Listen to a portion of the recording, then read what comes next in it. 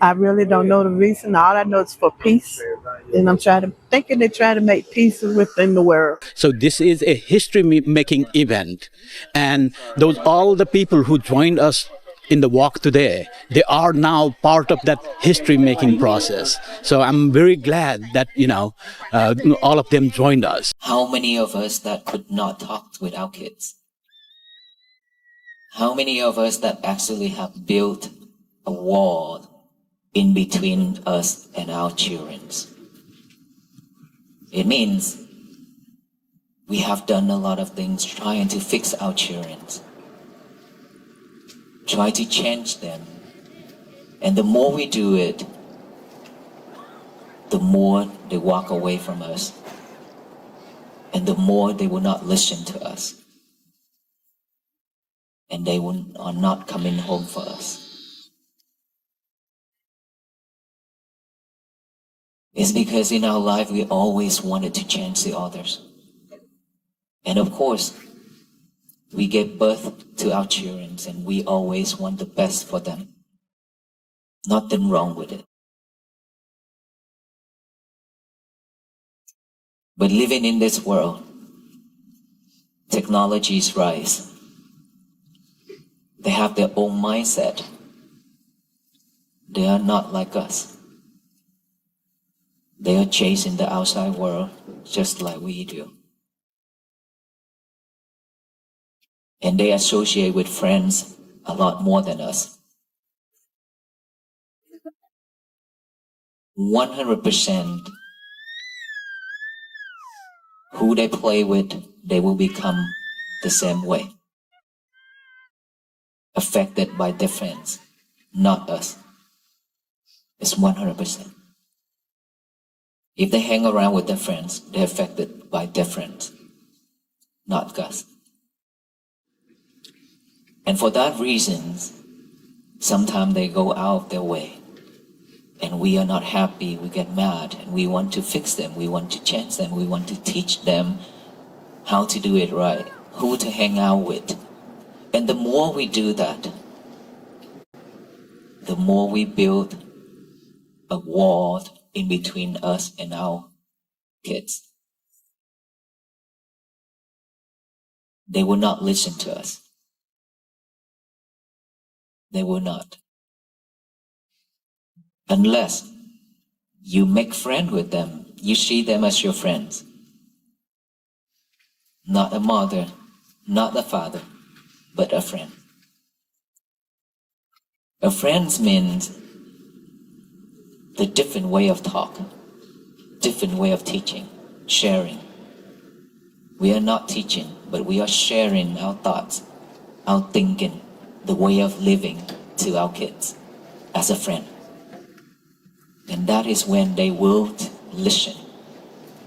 If we're trying to change them, we're trying to fix them or teach them, when we use those terms and we think that way, they will not listen to us. It's because in this life they have a lot of things, whatever they need, they got it. You provided to them.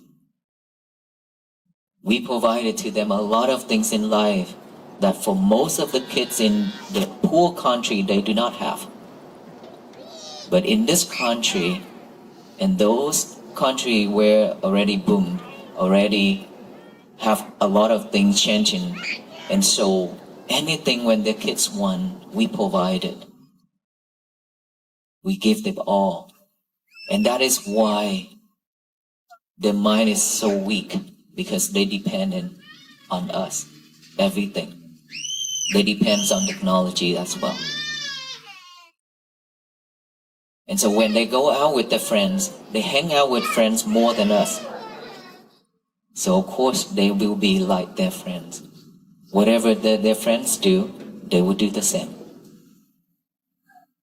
And so when they come home, you try to teach them, they won't listen, because that is not the same level. And of course, as a parents, we always wanted to change, always wanted to teach our kids. But please remember, the more you do it, the more you push them away from you. If they want to go their way, let them. You just have to tell them this way is dangerous, that way is safe. Listen or not, it all depends on them. Don't force them. Forcing is not happy. They're not going to like that. You just have to tell them what is right, what is wrong. Do it or not, it's all up to them. The more you can do that, let them have their freedom. Let them do the thing they want. Whenever they run into obstacle, when they run into trouble, they will come back for you. Come back to you and lean on your shoulder and cry and ask for help. Ask for your advice. That is when your chance comes to teach them the right thing, what should and what shouldn't do. I have learned this a lot because many parents come to the temple and talk. And I have my brother and sister, I have 10 brothers and sisters, a very small family. And I'm the youngest one. Each brother and sister have about 4 or 5 kids. And those kids now they have children, so a lot, right? So I have seen a lot of problems like this going on. And the parents cannot talk with them. They will not listen. They just go the way they wanted to. And so when they come to school, when our kids go to school, they act the way they are because they have that habit already. And now that they don't want to go to class, they want to skip school. Well, I've been there, done that back then.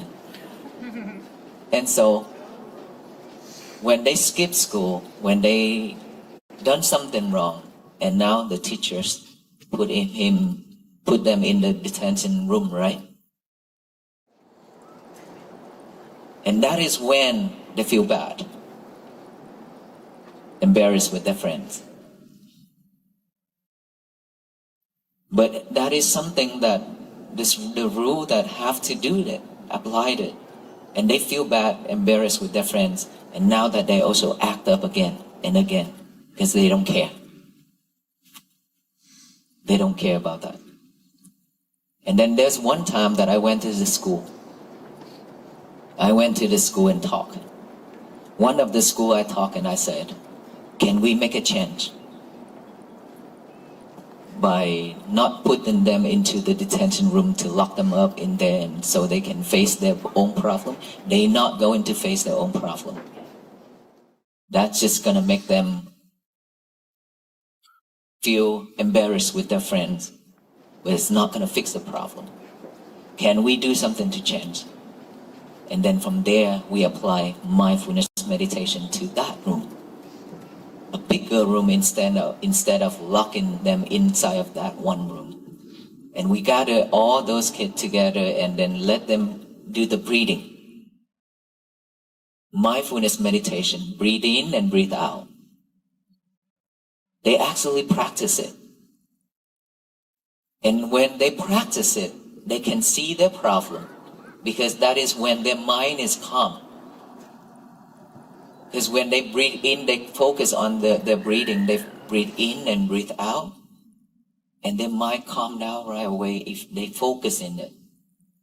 It's not wandering around during that time. And that is the time when they stay calm, they see their problem, and they see if when we talk with them, they realize. And so practicing mindfulness for students is the best thing to do. Because that will give them practice to show them how to focus in studying. They cannot focus now. Very minimal students be able to focus in their study.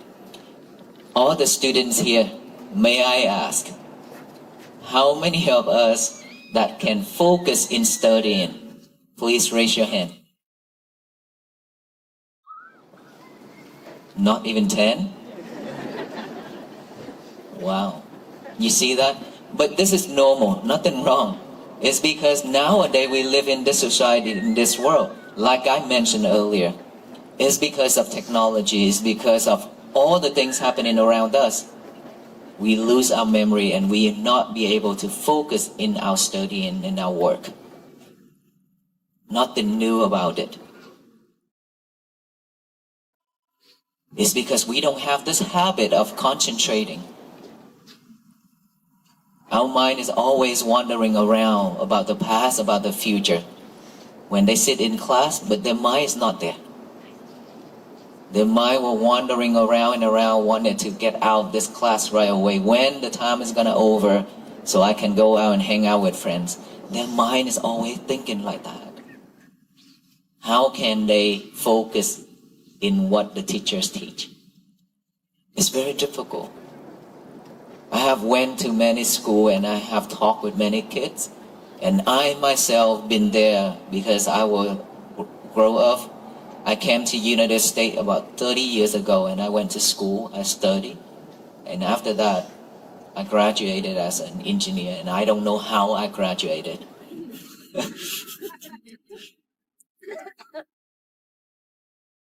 And so I know I've been through all those challenges of my life.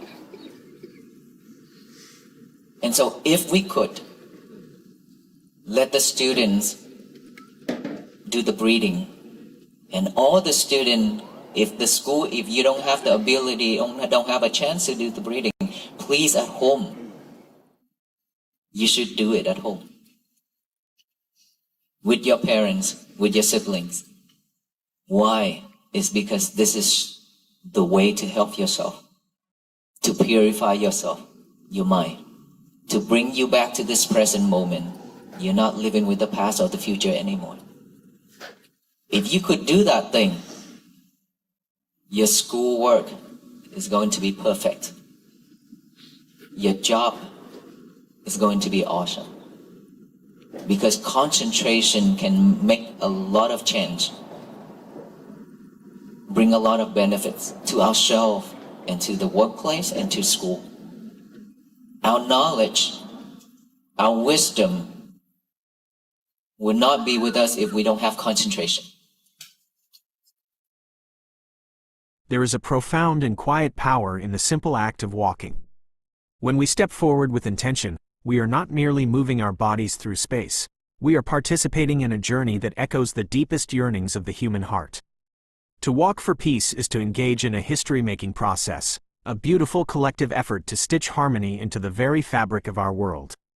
We often look at global events, the vast and sweeping currents of history, and feel infinitesimally small, wondering how our individual lives could possibly impact the grand scale of world peace. Yet, the truth that echoes through the ages is that peace is not manufactured in distant conference rooms or signed into reality on grand parchment. It is cultivated locally, intimately, in the quiet spaces of our own lives. The people who join in a physical walk for peace are stepping into a profound realization. Making history begins by making peace within ourselves and extending that peace to the people sitting right across our own dinner tables. The grand vision of a harmonious world is an illusion if we cannot first find harmony in our own homes. We are forced to ask ourselves a difficult, deeply personal question. How many of us are desperately marching for global peace, yet find that we cannot even speak a gentle, connecting word to our own children? It is a heartbreaking paradox of modern life that we can be so profoundly connected to the entire globe through the devices in our pockets, yet feel a chasm of silence growing between us and the people sleeping down the hall. We must gently and honestly examine the walls we have built. These are not walls born of malice. Rather, they are constructed brick by brick from our own loving, yet misguided, intentions. We bring children into this world, and a fierce, protective love takes root in our hearts. We look at them and want nothing but the absolute best for their futures. We want to shield them from the pains we endured and guide them toward success. But in our desperation to ensure their happiness, we often slip into the habit of trying to fix them. We see their quirks, their missteps, their deviations from our carefully laid plans, and we rush in to correct them. We try to mold them, change them, and force them onto a path we deem right. But the human spirit is not a block of clay to be aggressively sculpted by another's hands. The more we try to force our children into a specific shape, the more they naturally pull away. The tighter we grip, the more they slip through our fingers.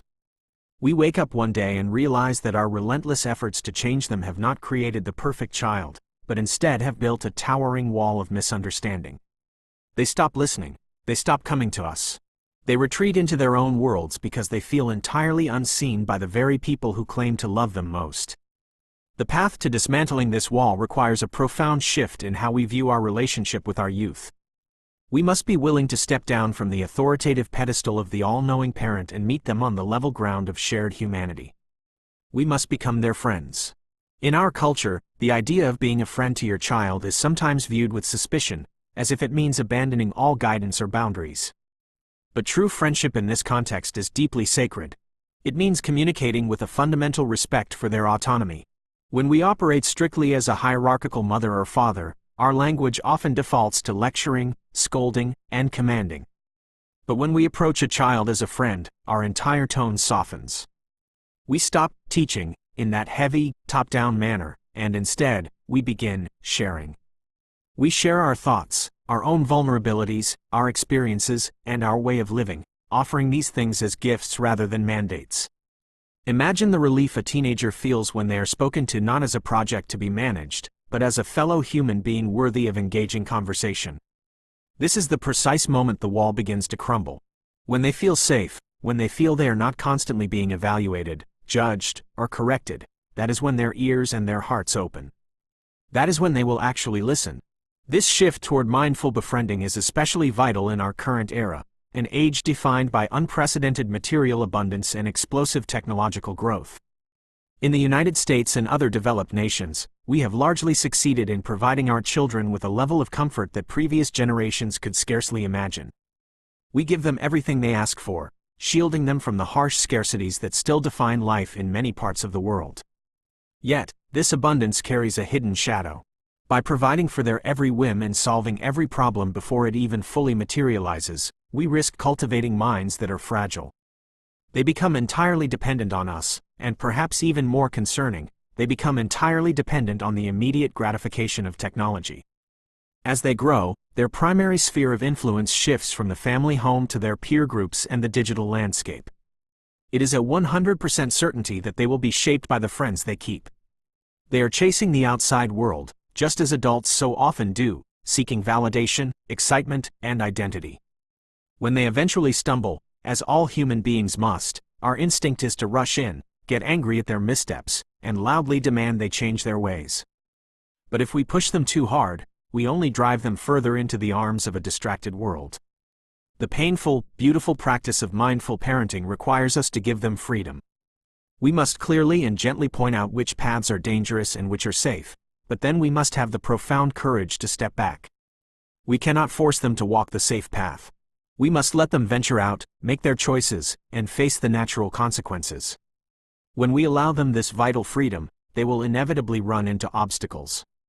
They will encounter the jagged edges of the world, and they will get hurt. This is not a failure of parenting. This is the very nature of human growth. What matters is what happens next. If we have built a relationship based on friendship and non-judgmental sharing, they will not hide their failures from us in shame. They will come back home. They will lean on our shoulders, cry, and ask for our help. It is in this tender, vulnerable moment, when they are actively seeking our wisdom, rather than having it forced upon them, that our true opportunity to guide them arises. But what happens when their struggles spill out of our homes and into the rigid structures of society, like our schools? Too often, when a child acts out, skips class, or breaks a rule, the institutional response is purely punitive. We place them in a detention room, locking them away in isolation. This traditional approach merely breeds embarrassment, resentment, and a hardening of the heart. They feel humiliated in front of their peers, which only reinforces their defensive behaviors. They begin to wear their rebellion as a badge of honor because they do not know how else to process their pain. Locking a struggling child in a room does not force them to face their problems, it only forces them to face their shame. Imagine, instead, if we approached these moments of institutional crisis with the healing balm of mindfulness. What if, instead of a detention room, we created a space for breathing, If we gathered the children who are acting out, the ones who are suffering the most, and taught them how to sit quietly with themselves, the transformation would be breathtaking. By simply guiding them to breathe in and breathe out, we offer them a tool to anchor their chaotic minds. In the space of mindful breathing, the nervous system settles. The mind, which was racing with defensive anger or deep-seated anxiety, begins to calm right away. It is only in this state of calm that a person can actually look at their own life clearly. When a student's mind is no longer frantically wandering or defending itself, they can suddenly see the root of their own problems. They can recognize their mistakes without the crushing weight of external judgment. Applying mindfulness meditation in these disciplinary spaces doesn't just manage behavior, it heals the underlying turbulence. It gives the youth a chance to purify their own thoughts, to step out of the cycle of reaction, and to choose a better way forward from a place of genuine self-awareness. This turbulence of the mind is not limited to those who act out. It is the silent epidemic of our time. If you were to walk into any classroom today and ask the students how many of them can truly focus on their studies, you would be met with a heartbreaking reality. Out of a room full of bright, capable youth, perhaps not even 10 would raise their hands.